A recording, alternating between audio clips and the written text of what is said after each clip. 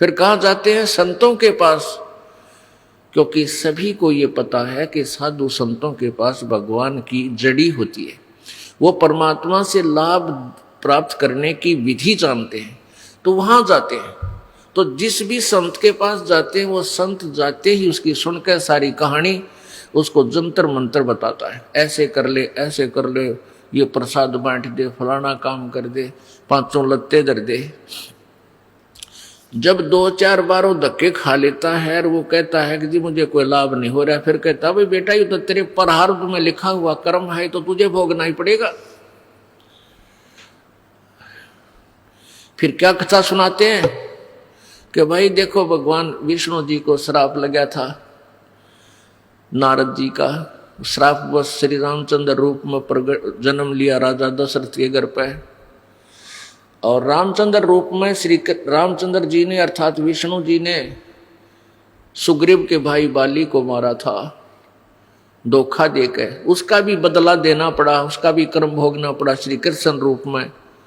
श्री कृष्ण रूप में जब विष्णु जी का जन्म था उस समय एक शिकारी ने उनके पैर में तीर मार के उनका वध किया, तो भाई किया हुआ कर्म तो भोगना ही पड़ेगा। अब इतनी कहानी कथा सुनकर वो बेचारा भोला दुखी व्यक्ति चुप हो जाता है। जब भाई बारे भगवाना ने भी दुख भोगना पड़ा तो हम कौन से खेत की मूली है। फिर वो गुरु जी कहता है बेटा भक्ति तो करते रहना, आगे कोई दुख ना होगा, आने वाले जीवन में भविष्य में अगले जन्मों में तुझे कष्ट नहीं होगा, ये धर्म पुण्य ये साधना तो करते ही रहना। अब पुण्यात्माओं किसी के पैर में कांटा लगा है और कांटे से पीड़ा हो रही है और वो किसी दूसरे को दिखाता है कि देखना मेरे पैर में दर्द हो रहा है, वो देखता है कि तेरे पैर में कांटा लगा है और वो क्या उत्तर देवे कि कांटा तो निकल नहीं सकता, जूते पहन ले, नंगे पैरों चलने से कांटा लग गया तुझे, आगे फिर तुझे कांटा नहीं चुभेगा, जूते पहन ले। अब पुण्यात्माओं ये समाधान यूजलेस है। कांटा लगे पैर में जूता पहना नहीं जा सकता, कांटा निकले फिर जूता इस दृष्टिकोण से उसको कहा जाए जब फिर निकाल दिया तो तेरा फिर कांटा लगेगा, तो वो डरता पहनेगा, फिर वो कांटा निकलने पर अच्छा है वो जूता स्वभाव भीगा, और फिर इस डर से जूता नहीं निकालेगा कि कहीं ये भगवान फिर वो कांटा ना लग जाए, वह पीड़ा आपत्ति फिर ना जाए।